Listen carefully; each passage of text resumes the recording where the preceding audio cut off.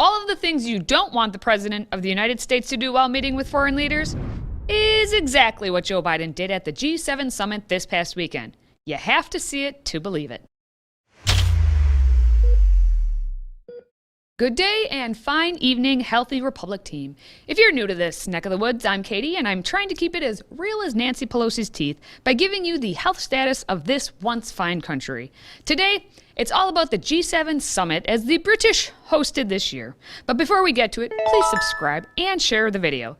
Then for today's question, and please put some thought into this one because I do read these comments and I need entertainment.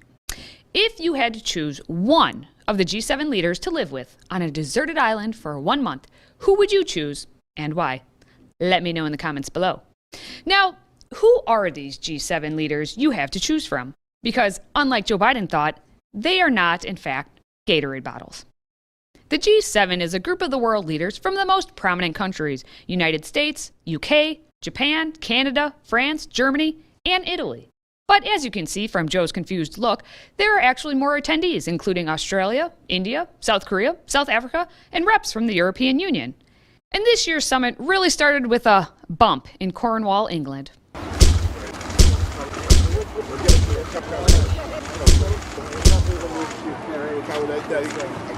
Eh, Canada. Up there, eh? They take off the mask after the elbow bump, eh, Justin Trudeau?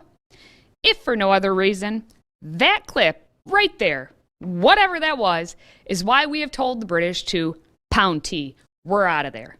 Even the Queen Mum, Queen Elizabeth II, who is 17 years Joe Biden Sr., was more with it and entertaining than anything Biden could muster.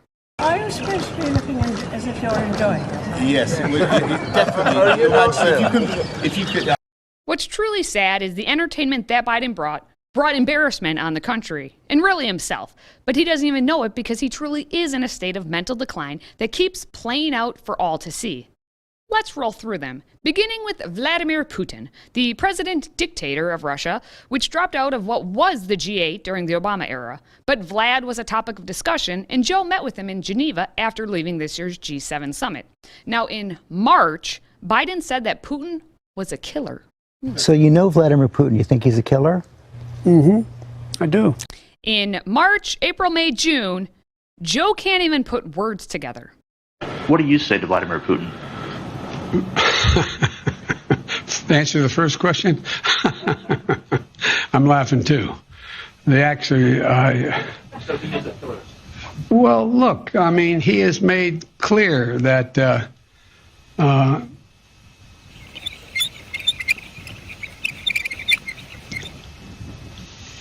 answer is, I believe he has in the past essentially acknowledged that he was, there are certain things that he would do or did do.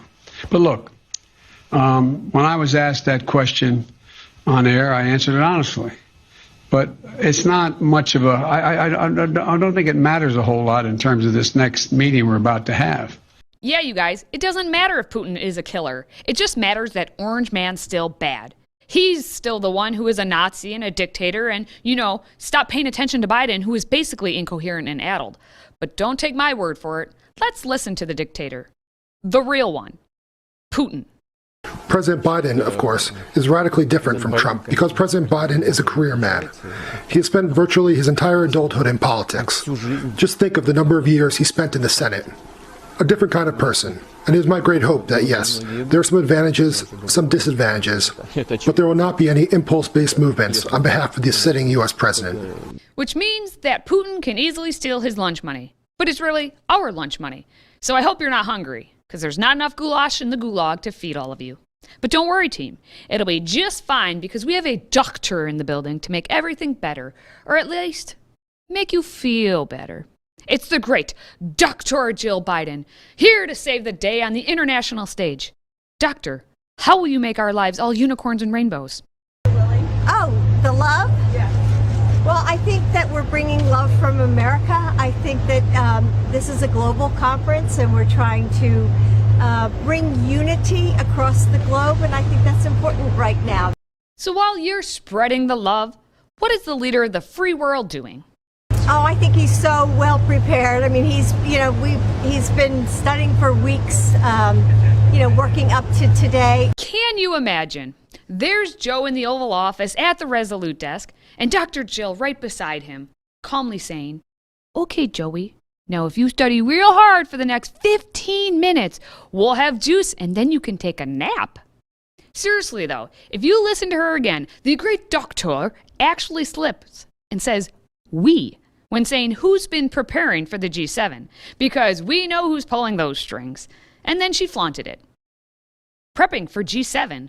She forgot to add, while Joe takes his second nap of the day. Or maybe he's in a timeout.